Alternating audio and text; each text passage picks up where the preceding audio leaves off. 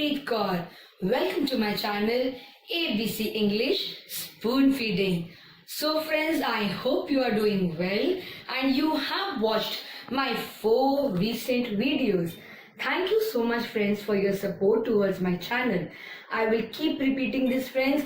Kindly share and subscribe my channel more and more, because friends, my channel will help you and guide you friends in your life. It will motivate you and determine you. So friends, today's video I am going to give you a plan layout for 19 days.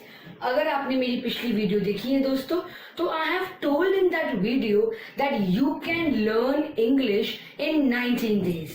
यही सोच रहे हो ना, क्या ये मुमकिन है? Of course ये मुमकिन है दोस्तों. This is the plan layout for 19 days and I promise you friends, अगर आप ये प्लान लेआउट फॉलो करते हो, you will definitely be able to speak at least something in English. And अगर आपको something आता है, तो you will definitely be able to speak in English completely. So ये हमारे दोनों audience के लिए, one audience that is the beginner and he is going to learn the English just from the starting, and one audience who knows how to speak but the confidence is lacking within. So this video are for both the audiences. So friends, I would request you follow the plan layout for 19 days. The first plan layout is speak, listen to audios, read magazines, comic books, novels, practice the language, use sticky pads and make a list of vocabulary. अगर आप ये चीजें follow करते हो दोस्तों, तो उससे क्या बेनिफिट होगा? You will have the enrichment in the language, you will grow as an individual and your confidence level will be on its peak. जो confidence level अभी आपका नीचे है, जिस confidence से आप अभी lag कर रहे हो, and you are lagging behind somewhere or the other in your office, in your school, among your colleagues, by following this plan layout, this confidence I am sure will reach to the peak. Next part is it will improve your pronunciation friends. जब मैं pronunciation बोलती हूँ, ये तभी आएगा when you make a list of vocabulary. Let's start with a new thing today. मैंने आपको कल की वीडियो में ये बताया था कि make a list of things in your house that you're going to pronounce in English. Now friends, as you know, this is a plan layout for 19 days friends. Alright. Now I am going to show you something very interesting जिससे आपका ये plan layout will be successful. What is that friends? It is English is a structured language friends. When I say structured language, यानी बिना structure के ये language incomplete है. जब हम कोई प्रोजेक्ट लेते हैं ऑफिस में, या जब हम कोई एक्टिविटी करवाते हैं क्लास में, या अगर हम किसी स्कूल में पढ़ते हैं, अगर हम किसी एग्जाम के लिए जाएं, we should always have a plan और concept before going forward with that work. In the same way friends, English is a language that is structured. यानी इस लैंग्वेज को सीखने के लिए आपको सर्टेन रूल्स फॉलो करने पड़ेंगे, सर्टेन स्टेप्स फॉलो करने पड़ेंगे. अगर आपने इस लैंग्वेज में इनरिच करना है, ग्रो करना है, कॉन्फिडेंस को गेन करना है, इस लैंग्वेज को अपनी ग्रिप बनानी है, स्ट्रेंथ बनाना है, you have to follow the rules and the steps. Now friends, ये एक सीढ़ी है. This is a ladder and English is all about steps. एक एक स्टेप इस लैडर का आपको इस लैंग्वेज में ग्रिप देगा, स्ट्रेंथ देगा, कॉन्फिडेंस देगा और ग्रोथ देगा. अगर हमने एक भी स्टेप को इंग्लिश में मिस कर दिया दोस्तों, you fall down the ladder. यानी आप पहुंच तो जाओगे ऊपर अपनी हाइट पे, अपनी मंजिल पे, पर कहीं ना कहीं दोस्तों वो कॉन्फिडेंस लेवल आपके अंदर में नहीं आएगा.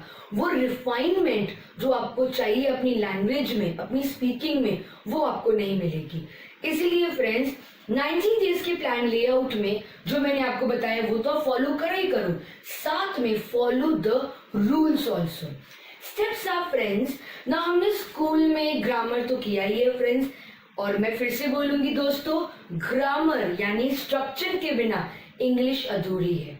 यानी अक्षर के बिना शब्द नहीं बन सकते, अल्फाबेट्स के बिना वर्ड नहीं बन सकते। वैसे ही दोस्तों, अगर आपको ये भाषा बोलनी है तो grammar has to go side by side, यानी rules and steps have to be followed. तो हमारी लैडर की पहली कड़ी है आपकी नाउन्स। आज हम इसके बारे में पढ़ेंगे। This is step 1 of English. ये video will help not only the school students but also the children who are trying to go for the interview, who are trying in a professional field or who are sitting in the office right now.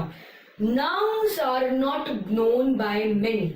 जैसे nouns का मतलब होता है naming words, ये हमें पता होता है, लेकिन जब इसकी बारी आती है प्रोनाउंस करने में, जब इसकी बारी आती है अपनी लैंग्वेज में यूज करने में, we don't know half of the things. We don't know the people who will help us. We don't know the people who work for us in the society. We don't know about certain things like the object names, the places names, and so on. Nouns के बिना the sentences of the English language are incomplete, children. ये step 1 है आपके ladder का। जब मैं nouns बोलती हूँ, it can be your father, your mother, your brother, your sister, anyone in your family, around your neighborhood, in the society, across the globe. That is the person. When you come to places, children, it is the place where you visit, where you go for your work, study, sit, eat, learn, practice. So anywhere, any place जहाँ पे आप जाते हो, चाहे आप कुछ भी काम करने के लिए जाओ, वो noun के अंदर आते हैं। Then of course थिंग्स आते हैं, ऑब्जेक्ट्स जो आपको काम करने में हेल्प करती, जो आपके आसपास की सराउंडिंग है, एंड लास्ट में आपके एनिमल्स आते हैं। अब आपका क्वेश्चन ये होगा कि नाउन्स तो मुझे आते हैं यार, ये क्यों बता रही है नाउन्स क्या होता है? Children, you must remember that एक स्ट्रक्चर्ड लैंग्वेज पढ़ने के लिए आपको उसका बेस पता होना बहुत जरूरी है। 19A के लेआउट प्लान में आपने अगर सिर्फ कॉमिक बुक्स पकड़ ली, नॉवेल्स पढ़ लिए, आपने स्टिकी पैड बना ली, सब कुछ कर लिया, बट अगर आपको यही नहीं पता ग्रामर क्या होता है तो उसका भी कोई यूज नहीं होता। तो ग्रामर एंड दो कन्वर्सेशंस साथ साथ में जाते हैं। तो आज का हमारा पहला स्टेप था nouns. I have told you what are nouns. Now nouns से हम सेंटेंस बनाते हैं। Let's introduce ourselves friends today. ना मैंने अक्सर ये नोटिस किया है दोस्तों, जब हम इंट्रोडक्शन की बात करते हैं तो अक्सर क्या होता है, हम अपने आप को अपडेट नहीं करते, यानी हम वही सेम घिसी पीटी चीजें लाइनों में रिपीट करते हैं। माई नेम इज दिस, मैं यहाँ रहता हूँ, I am from so and so, my father's name, my mother's name. Even आप इंटरव्यू के लिए जाओ तो आप वो सेम रिपीटेड लाइन्स बोलते हो। कई पेरेंट्स जो अपने बच्चों के इंटरव्यूज के लिए जाते हैं इन द स्कूल्स, आजकल वेल ऑफ कोर्स सबको पता है स्कूल्स में इंटरव्यूज होते हैं, एंड स्पेशली अगर आप एक इंग्लिश मीडियम स्कूल में अपने बच्चे को ढाल रहे हो तो गार्जियंस के इंटरव्यूज भी होते हैं। तो क्यों ना इस चीज को हम चेंज कर दें? Why not change this thing? I will show you something friends. क्यों ना हम इस चीज को चेंज करके इनमें एक अलग सी लैंग्वेज को यूज करें, जिससे आपका स्टैंडर्ड भी इंक्रीज हो और आपको अपडेशन मिले। Let's see how you can start. Instead of saying my name is Rahul Kumar, आप कह सकते हो hello friends, I am Rahul. So why to say my name is Rahul Kumar? You can say hi, I am Rahul. How are you? है ना? जिसमें आप बोलते हो my name is Rahul, I am from Chandigarh, my father's name is Naresh Kumar, my mother's name is Satyavati Devi. तो ये कितना घिसा पिटा लगता है ना? इंस्टेड ऑफ दैट आप ये क्यों ना बोलो कि hi I am Rahul, I belong from Chandigarh. You can use the word belong और you can use the word I hail from Chandigarh, और I am a resident from Chandigarh, I am a citizen of India. अगर आप एक abroad में जा रहे हो interview के लिए, इमिग्रेशन ऑफिस में जा रहे हो, तो I belong from Chandigarh, I hail from Chandigarh, या I am a resident of Chandigarh, I am a citizen of India. ये वर्ड्स यूज करने की कोशिश करिए। Come out of that genre जहाँ पे आप बोलते हो I am from Chandigarh, I am from Kolkata, and so and so and so on. Instead of saying my father's name is Naresh Kumar, आप बोलो Naresh Kumar is my father, Satyajit Devi is my mother. तो bring a change in your standard. तो ये nouns ही है दोस्तों. जब आप introduction करते हो तो आपको नाउन्स की जरूरत पड़ती है, क्योंकि नाउन्स में आप name of person, name of places, name of things डालते हो. वापस आते हैं इसमें दोस्तों. You can say hi friends, I am Rahul. I belong from Chandigarh. I hail from Chandigarh. I am a citizen of India. I am 28 years old. And then you can mention the fact that Naresh Kumar is my father. He is a businessman, or the occupation of my father is doing business, or he is currently working in a private job. Improve your skills by changing the methodology of your speaking. और ये तभी आता है दोस्तों जब आप audios को सुनोगे, जब आप कहीं ना कहीं पे वो चीजें पढ़ोगे. इसीलिए मैं कहती हूँ दोस्तों 4 मंत्रा जरूर अप्लाई करो. Listen, speak, read and right. So this was the first example friends, how you can introduce yourself. जब आप अपने आप को इंट्रोड्यूस करते हो अपना नेचर जरूर मेंशन करना. आई am a very shy person. I have a conservative nature. I do not have much exposure in my life, so I am very narrow minded.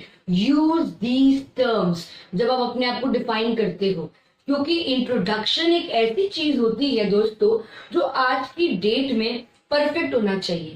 कहते हैं ना, अगर आप अपने आप को ही दूसरों के सामने कॉन्फिडेंटली इंट्रोड्यूस नहीं कर सकते तो how can you introduce the company? How can you represent a school? How can you represent a workshop standing for the society? So it is very important friends कि आप एक इंट्रोडक्शन सीखो. So friends, भले आपने कुछ चंद शब्द सीखे हो, लेकिन आपने कोशिश तो की.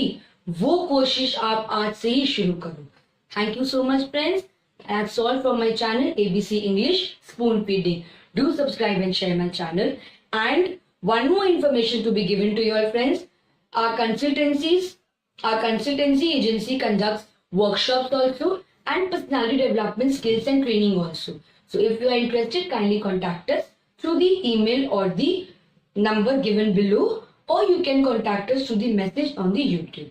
Thank you so much.